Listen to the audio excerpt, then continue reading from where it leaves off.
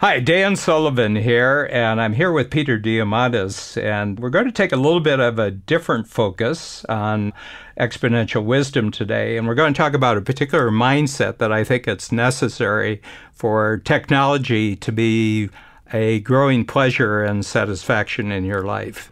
I've been giving a lot of thought to this because my approach to technology is this going to make life more enjoyable? Is it going to make it more meaningful? Is it going to make it more satisfying? And what I've noticed in the acceleration of technology since the early 70s, when the word microchip was first used, that there's a mindset that's missing out of a lot of the technology spokespeople and pioneers, and that mindset is the mindset of gratitude about what humanity did before the technological age to actually put us in a position to take advantage of these technologies. So that's my thesis right here. Well, it's interesting, right? I get it. Most people take technology for granted right off the bat, and then they're super pissed when it misfunctions for a little bit, right? It's like you're living in a time where you can speak to your phone and it can get any information anywhere on the planet. And if bandwidth is slow for a minute, you're pissed. Yeah. It's like we go from a miracle to having taken it for granted. It's crazy. Yeah. And so we forget how technology is what's taken us, it's given us a vacation from survival. You know, we used to spend all of our lives surviving this, surviving that, trying to just eke out a little bit of pleasure in the day, because we'd work 80 hours a week just to survive. Mm-hmm. I mean, gratitude is missing from the world we're in for the amount of things. And I think part of it, you've nailed it here, part of it is because technology allows us to do so much more, so much faster, so much cheaper, so much easier, that we transform our expectations. Mm-hmm. And then when those expectations get dashed because something doesn't work perfectly, we're pissed. Yes. And I think part of the reason, and the podcast that we did on entertainment, is the more and more passive quality of people, that people aren't active players. In a world of survival, you are forced to become an active player where you have to have initiative, you have to have courage, you sacrifice things. You have to rely enormously on just the resources that are available to you. And in the world of abundance, and it really intrigued me when we first started the whole abundance 360. First of all, I buy in completely to the basic thesis of your book, Abundance. And my feeling is that the problem with it is that people used to appreciate things because they were confronted with situations that they had to respond to, which could be life-threatening, which could they could experience great loss if they didn't respond correctly. And I think that thing of being on a razor's edge, I remember when I first joined the ad agency that I came to Toronto for, this was in 1971, there was a man who had been an RAF, a British Royal Air Force, Royal Air Force pilot during the Battle of Britain, and he was in the agency. And I used to talk to him because I'm a history nut, and I was actually talking to someone who was at a historic moment. And he would just light up. I mean, he was normally kind of a boring sort of individual, but when he talked about these period, and it was a very short period, it was a little bit more than a year when things were really at stake in the Battle of Britain regarding the survival of the UK, and he would just light up. And I asked him one day, I said, has anything happened since 1943 that matched what happened in a one-year period?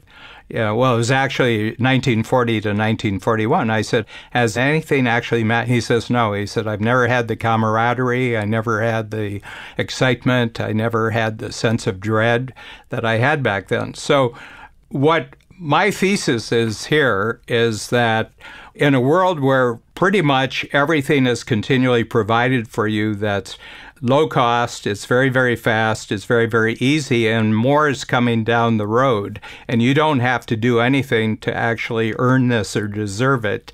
How do you get a sense of appreciation for the experience that you're actually having in a technological world? And my whole point is that it has to be internalized. It has to come from inside.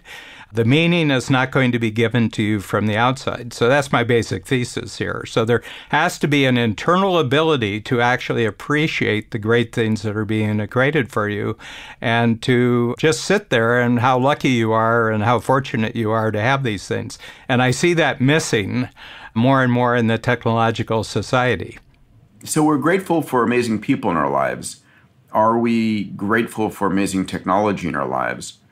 And I wonder, gratitude to some degree is a set point for a lot of people, though it can be learned. You can reflect on gratitude and get into a grateful state. Yeah, well, usually it's reactive gratitude. And what I mean is something's done for you and you react to it. And what I'm talking about is proactive gratitude. And I'm going to link gratitude with the word appreciation. Okay, so appreciation is an interesting word because it means gratitude in one sense, but it's got an economic sense. So stocks appreciate, gold appreciates. And what appreciation really means is to increase the value of. So, for example, what we're doing right now, the podcast, I'm always in amazement and wonderment that you can be in Los Angeles and I'm in Toronto. And 10 years from now, we'll probably be holograms talking to each other. You'll be right in the room. Or it'll be the AI version of me is having a conversation with the AI version of you. Yeah, whatever form it takes. So I have that you have a deepening appreciation. And the other thing is that your enjoyment of the world that we're living in is more and more meaningful, and you're thankful for all of it. I just feel enormously thankful to be living in the 21st century and to have these amazing capabilities available to me, especially instant connections with other people who have talents that I can really collaborate with. Let me double down on that because I think it's important for everybody listening to take a moment and realize that we are alive during the most extraordinary time ever in human history. No question. Right? There's never been a better time to be alive, right? Today is the best, better than yesterday, better than the day before that. And at the end of the day, what you are able to do if you want to is nearly unlimited. And I find that most people have to realize you're limiting yourself in what you do, right? Mm-hmm. Each of us have access to more capital than ever before, more knowledge than ever before, more computational power. I mean, all these things are there. And if you truly want to go and make a dent in the universe in some specific fashion, you can. You may not succeed, but you can take a damn good shot at it. Also, the way technology liberates us in terms of how we use our time. So the last 2 days, Dan, I've been here at XPRIZE working on, we crowdsourced teams from around the world to work on XPRIZes in 5 different areas: feeding the next billion people, saving the coral reefs, energy for the off-grid world, predicting earthquakes, uplifting farmers. Anyway, long story short, I was reflecting on this in my closing remarks at XPRIZE here and saying, we got to remember how awesome this is. Mm-hmm. That we have the liberty, the luxury to even talk about solving these problems. It used to be only the heads of governments or the largest corporations in the world could have a shot at attacking some of these big, hairy problems. And the best they could do was, deploy their troops or change the tax codes. It was very limited. Mm-hmm. So it is an amazing time. Yeah, and I think that the fact that technology is exponential, I think, creates a trigger where you get the latest thing and you say, yeah, but they've told us that next year's version is going to be better, so I'm not going to get attached to this version. I think there's something built in. There's a whole psychology of being happy about acceleration that really isn't part of anybody's education these days. In other words, there's a few of us, and I've been at this for 45 years thinking about the impact of technology. And I've created a whole coaching program in response to what I thought was going to happen because of the microchip. I mean, the strategic coach was launched because I believed there was going to be a phenomenal opportunity for coaching at the entrepreneurial level. You were right. Because of the microchip. Yeah, and I was just a genius network on Thursday and Friday. And what I've noticed is that everybody who's getting really successful in what they're doing is taking a coaching approach to what they're doing. And they're selling thinking about your thinking.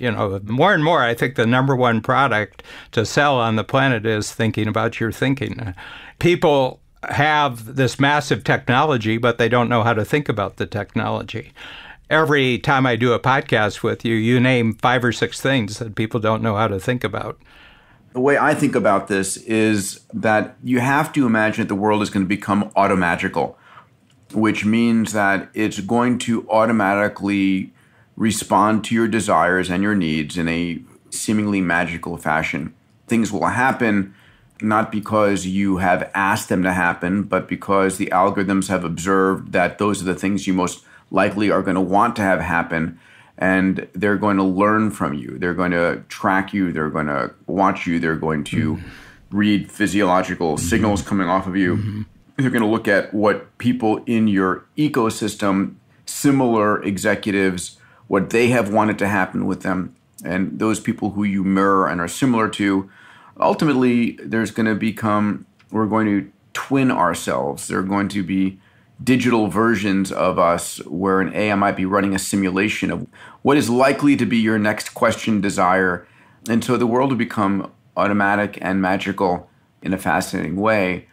I think your point's a really great one, which is if we don't approach this with gratitude, we're going to approach it with expectation. Yes. Which is a dangerous approach. Well, it's a form of that it has to be the ideal, that the only thing that will satisfy us is the ideal, rather than being able to look backwards and appreciate the progress that we've made. I can, my gap concept in coach, if you're always comparing yourself and what you have against the ideal, there's no possibility of actually being happy. It's like you've made no progress whatsoever. Because our imaginations can always push further. Why do I have to go through the code to get on my cell phone? Why do I have to punch in my code? And they say, well, in the future, you just put your finger on your cell phone. I said, well, that's great. Or smile at it and it'll in your face. But why do I have to do that at all? Yeah. So you're always focusing on what it doesn't yet do rather than what it actually does do. Well, your notion of living in the gap is really important to me. I think about it, probably daily, because at the end of the day, flipping that bit where you're comparing yourself to how far you've come, not the infinity that lies before you, it's so critical for the entrepreneur's brain to be able to do that. One of the kindest gifts one of my team members who was with me for the last 2 years on my strike force gave me was, as part of his departure, as he's heading off on his next adventure, is he wrote me a letter and he said, let me share with you all of the things that I have watched you do over the last 2 years.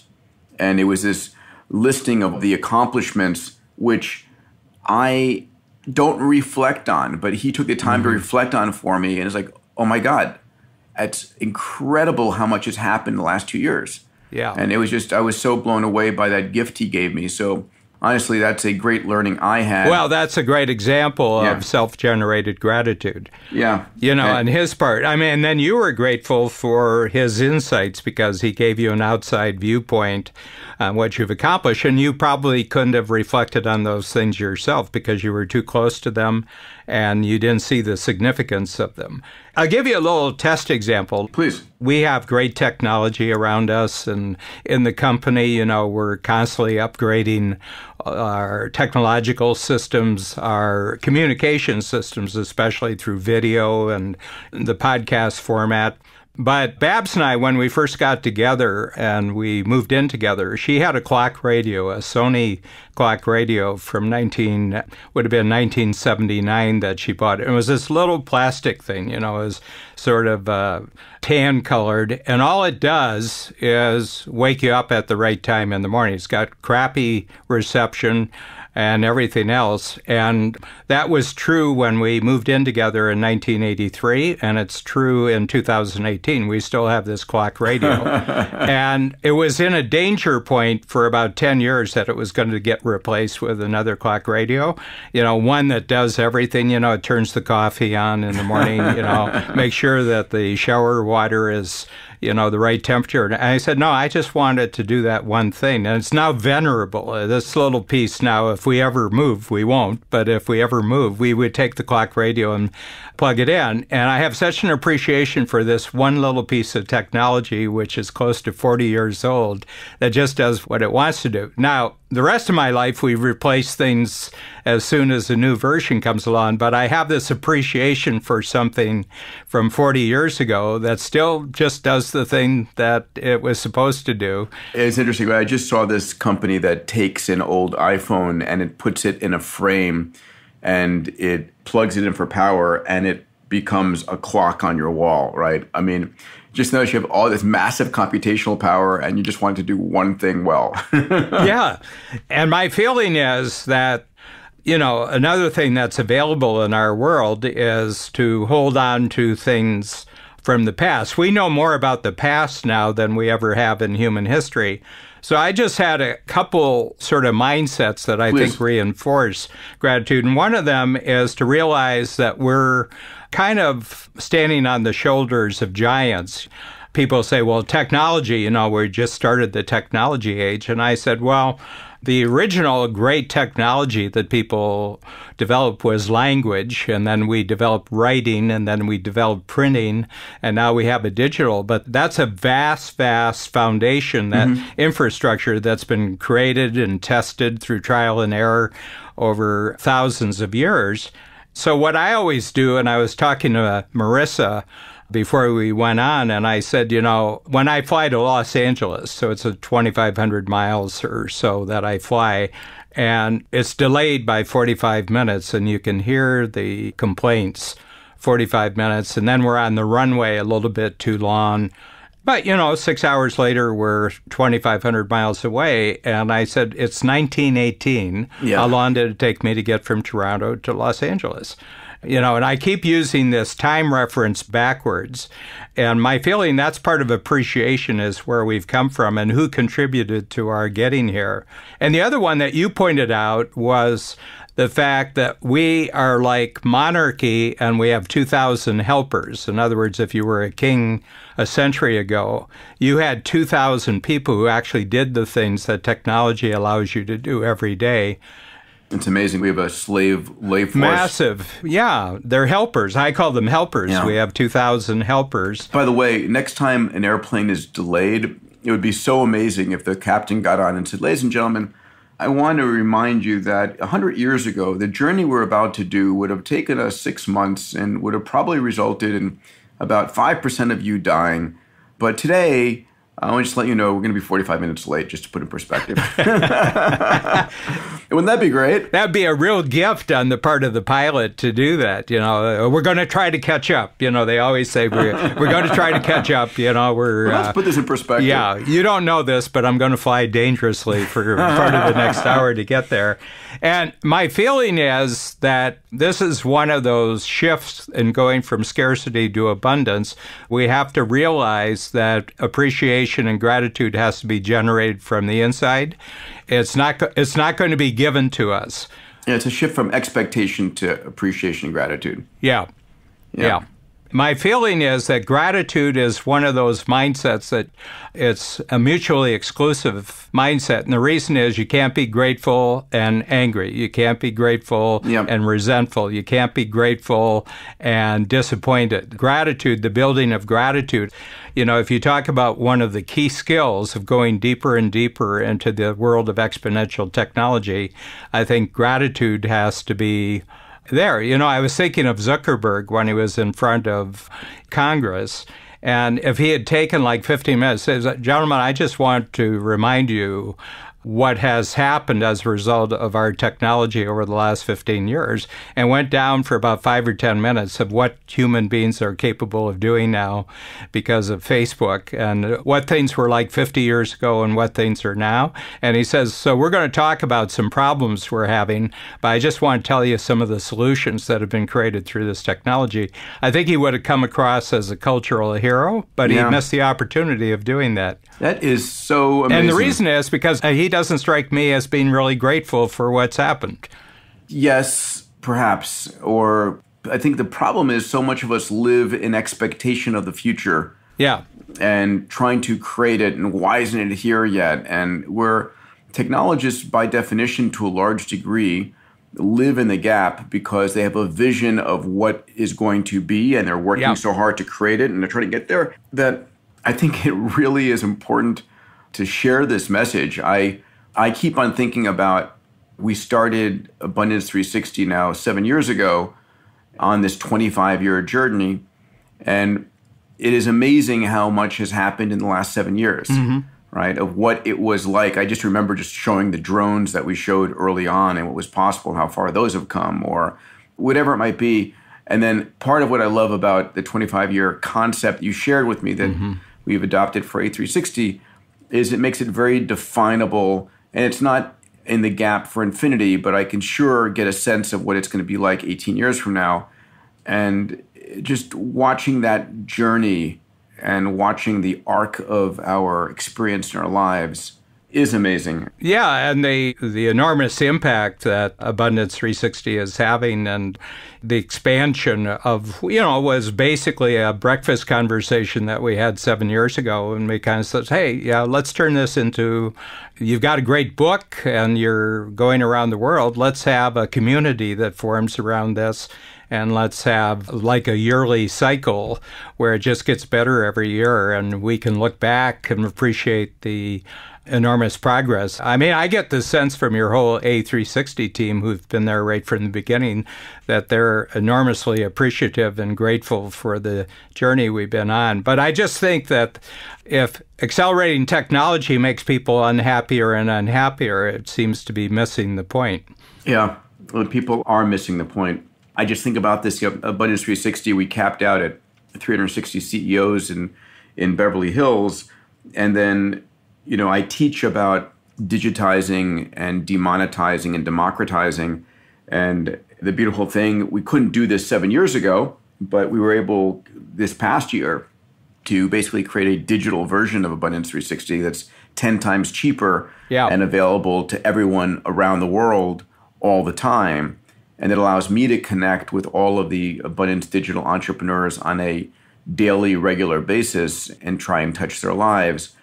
And it's this sort of change, I think, that makes it exciting for me. And I am grateful for technology allowing me to make a bigger and bigger impact as an entrepreneur. Yeah.